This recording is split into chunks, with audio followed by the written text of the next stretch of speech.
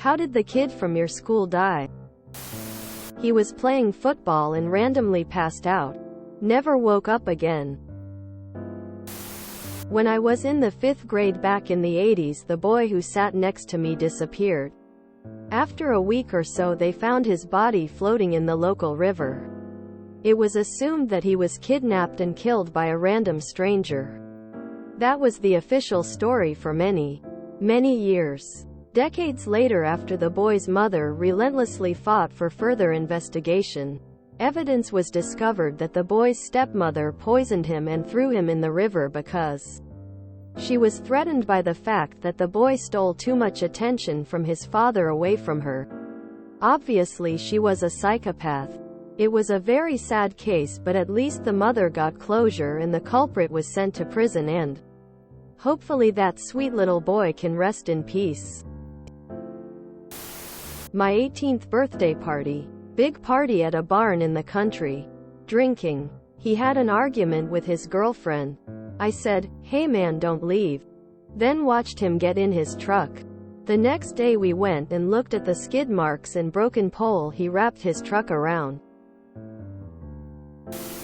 A guy was a water polo player. He was a weak link and needed extra practice. The coach believed.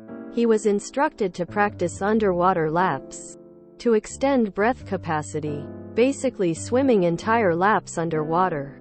The team went to the locker room for a meeting. Came back and the guy was at the bottom of the pool. They don't allow swimmers unsupervised use of the pool anymore.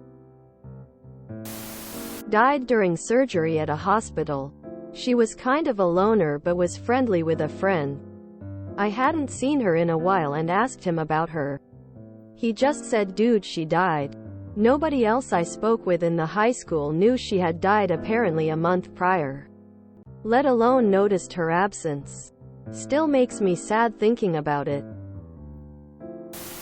A car accident with her asshole drunk driving BF. He later killed another woman in the fashion. We had a suicide contagion event. 6 kids in 6 months.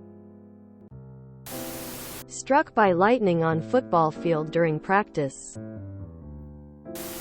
Suicide pact with a friend. Friend got scared and didn't follow through, but the first kid did. He was hanging from a soccer gate.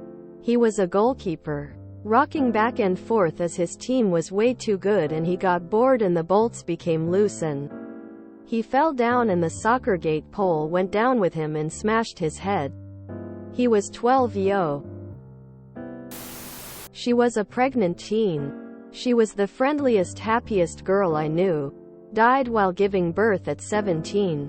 Her parents did not go to the delivery because they were ashamed that their daughter was pregnant. So she died surrounded by strangers. No details known besides that. He was 7 years old. Had third-degree burns from a house fire when he was 5. Then during school holidays, he was with his older brother and ran across the road. He didn't see that there was a trailer attached to a car and the trailer ran him over and he died. I didn't interact with him much as he was younger than me, but I will always remember him. Rip Storm. Nicest guy the first knew. Friendly to everyone and a true light in the world. He was driving dead sober and got run off the road by a bridge.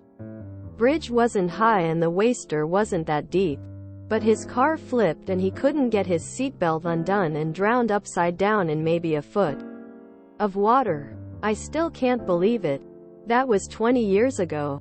Miss you, man. Heart defect. Kid was running on the playground in 2nd grade and just dropped. Heroin overdose. Her boyfriend ran off and left her there when she had a seizure. 2 of them went swimming in a dangerous spot and both drowned. My friend was on a riding lawnmower, cutting the grass around the little pond in the yard. She was 17. She was going around the pond, and the mower rolled, ended up on her back, pinned her underwater. It was so sad. hit by a train, saving his girlfriend who got stuck on the tracks. They both didn't make it. He quit his job to help his dad with his jewelry store business. Lost his health insurance when he did. A couple of years later, after putting off doctor's visits because he didn't have insurance, he goes to the ER for chronic pain. Turns out he had stage 4 cancer and like a month to live. Died a few weeks later. His dad never forgave himself for asking for help and died like 5 months after his son. Tim Piazza. After a hazing event that included drinking heavily, Tim fell down the stairs and hit his head, knocking himself unconscious. He was left in an extremely inebriated state on a couch in the frat house.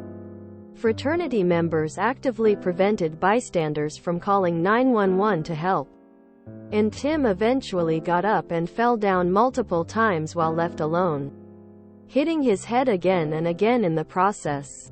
All said and done, he was left in this state for almost 12 hours. Fraternity members found him at the bottom of the stairs, cold and unresponsive, so they wiped the blood from his face and dressed him in warmer clothes before calling for an ambulance. Help did not arrive until almost 11 a.m. The fraternity was not supposed to be hosting events with alcohol in any capacity because of previous events. If you enjoyed this video, please check out our playlists full of similar content. Epic Ericast is like doom scrolling for your ears. Please like, share, and subscribe.